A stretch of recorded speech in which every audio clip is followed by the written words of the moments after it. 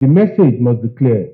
No officer is above the law. The Acting Inspector General of Police, Olatunji Disu, has warned officers of the Nigeria Police Force against abuse of power, particularly in their interactions with civilians. Speaking during an inaugural meeting at the force headquarters today, Disu stressed that policing under his leadership would be people-centered and rooted in respect for citizens' rights. Human rights is therefore not optional.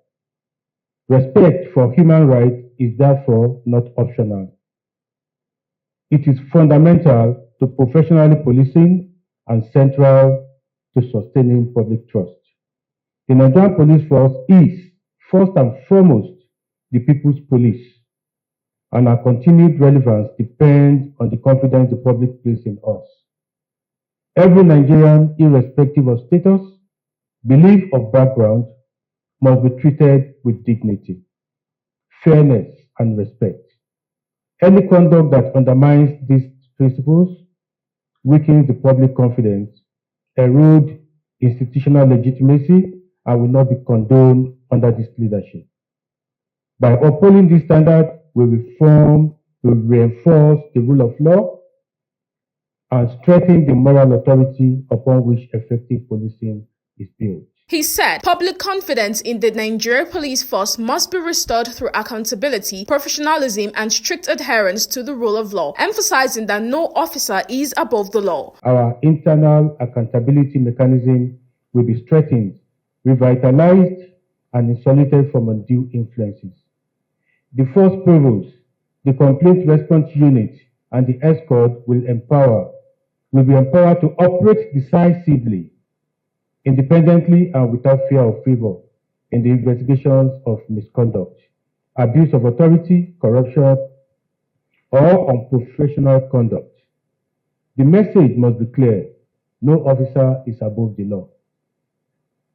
Citizens must feel safe and encouraged to report wrongdoings, while officers must understand that loyalty to the force does not extend to shielding misconduct or tolerating indiscipline. To achieve these objectives, the acting IGP stated that personnel training must be modernized to align with current global policing standards. He added that improved welfare for officers and a renewed focus on community policing would form central pillars of the new policing framework. Our training curricula across all police institutions will be modernized and continually updated to reflect emerging realities.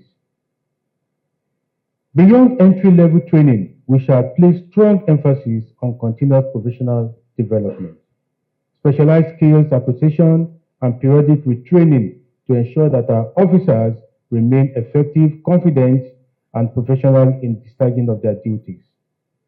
Community policing will be a center pillar of our operational philosophy. Policing cannot succeed in isolation from communities we serve. I will insist on full and practical implementation of community policing across all command and formation.